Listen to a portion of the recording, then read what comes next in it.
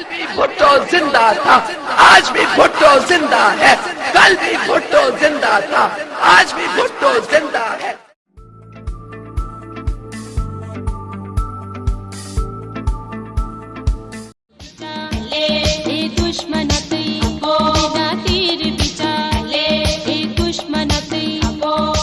अस्सलाम वालेकुम व्यूवर्स, मैं फरखुन दर्शत आपके अपने चैनल अवेयरनेस फॉर ऑल पे आपके साथ।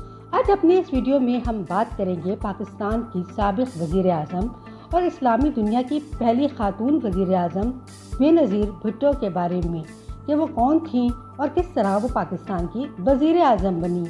बेनज़ीर भुट्टो 21 जून 1953 को कराची में पैदा हुई। वो जुल्फ़िकार अली भुट्टो यानी वज़ीर आज़म पाकिस्तान की पहली साहबजादी थी। मोहतरमा बेनज़ीर भुट्टो के कुल 4 बहन भाई थे। बेनज़ीर भुट्टो, शाहनवाज भुट्टो, मीर मुर्तज़ा भुट्टो और सनम भुट्टो। उन्होंने अपनी इब्तदाई तालीम लेडी जेनिंग नर्सरी स्कूल और जीसस एंड मैरी स्कूल से हासिल की। इसी स्कूल के तहत उन्होंने मरी में भी तालीम हासिल की। सिर्फ 15 साल की उम्र में उन्होंने ओ लेवल का इम्तिहान भी मुकम्मल कर लिया। 1973 में उन्होंने हार्वर्ड यूनिवर्सिटी से पॉलिटिकल साइंस में ग्रेजुएशन किया और ऑक्सफोर्ड यूनिवर्सिटी से फ़लसफ़े, माशियात और सियासियात में एमए की डिग्री हासिल की। अब बात कर लेते हैं उनकी अज़वाजी ज़िंदगी की। तो उन्होंने 1986 में हाकिम अली जरदारी के साहबजादे आसिफ अली जरदारी से शादी की, जिनसे उनके 3 बच्चे हैं, बिलावल भुट्टो, आसफा भुट्टो और बख्तावर भुट्टो। 1973 में उनकी वतन वापसी हुई और उन्होंने वालिद का साथ देने की ठानी, जो उस वक्त पाकिस्तान के वज़ीर आज़म थे। मगर सिर्फ 2 हफ्ते के बाद ही उनके वालिद की हुकूमत गिरा दी गई, जो कि जनरल मोहम्मद ज़ियाउल हक ने गिराई और भुट्टो साहब को जेल भेज दिया। उस वक्त बेनज़ीर भुट्टो उनके साथ ही थी। बेनज़ीर भुट्टो को ज़ियाउल हक ने घर में ही नज़रबंद कर दिया। 1981 में MRD की तहरीक चली, जो कि 1983 तक जारी रही। 1983 में बेनज़ीर भुट्टो को जेल से रिहाई मिली और वो मुल्क से बाहर चली गईं और बरतानिया में ही बस गईं। बरतानिया में उन्होंने एक मैगज़ीन के लिए काम किया, छोटी मोटी नौकरी करती रहीं और वो नौकरी उस वक्त तक जारी रही जब तक वो वतन वापस नहीं आ गई। अप्रैल 1986 में मोहतरमा बेनज़ीर भुट्टो जब वतन वापस आई तो उनका फ़कीर मिसाल इस्तकबाल किया गया।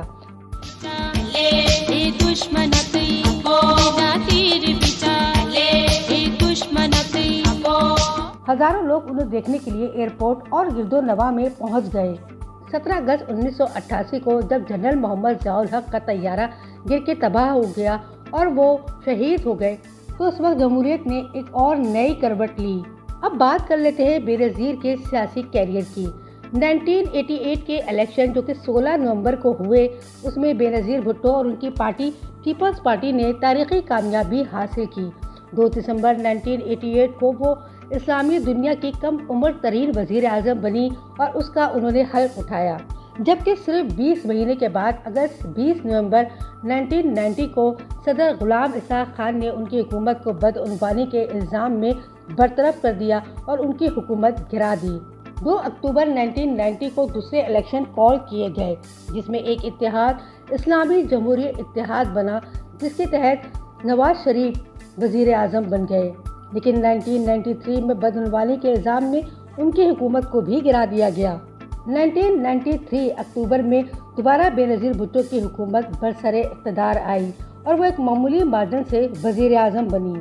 लेकिन 1996 में बदअनवानी, बेअमनी और मावरा अदालत कत्ल के इल्ज़ाम में उनकी हुकूमत को उनके अपने ही सदर फारूक अहमद खान लगारी ने बरतरफ कर दिया। कहने वाले कहते हैं कि अपने पहले दौर में बेनज़ीर भुट्टो ने पाकिस्तान का एटमी प्रोग्राम रोल बैक करने के लिए अमेरिका के आगे सरेंडर कर दिया था, लेकिन आर्मी की सख्त मुखालफत की वजह से वो ऐसा नहीं कर सकी। 1996 में अपने भाई मीर मुर्तज़ा भुट्टो के कत्ल के बाद वो पाकिस्तान छोड़कर चली गईं और तकरीबन 2007 तक वो दुबई में ही रिहाइश पजीर रहीं। मगर 2007 में उस वक्त के सदर मुशर्रफ के साथ मिलकर उन्होंने साज़बाज़ की और अपने ऊपर तमाम मुकदमात ख़त्म करवा कर वो पाकिस्तान तशरीफ़ लाने की कोशिश करने लगी। बेनज़ीर भुट्टो और उनके शौहर पर तकरीबन $1.5 मिलियन की करप्शन का इल्ज़ाम है, जो कि इनके शौहर आसिफ अली जरदारी ने किया है। और बेनज़ीर भी उसके अंदर मुलव्विस मानी जाती हैं।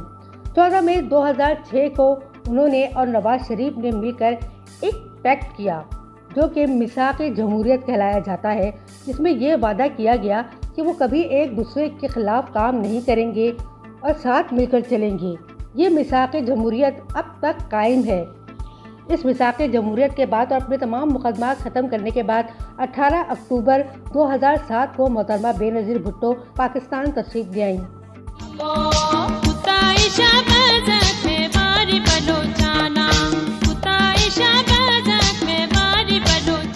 जब वो कराची के एयरपोर्ट पर पहुंची तो उनके लश्कर पर यानी उनके साथियों पर एक बहुत ही भयानक हमला हुआ, जिसमें 150 लोग मारे गए और न जाने कितने लोग जख्मी हो गए।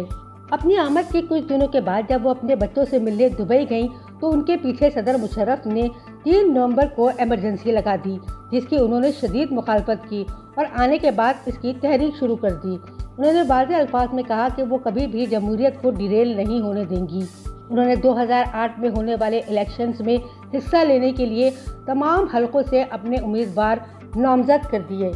अब बात की जाए उनकी कंट्रोवर्शियल बातों की तो उसकी लिस्ट भी बहुत तवील है। उन्होंने लाल मस्जिद ऑपरेशन को हमेशा सपोर्ट किया, जो कि लोगों में बहुत भयानक ऑपरेशन समझा जाता है।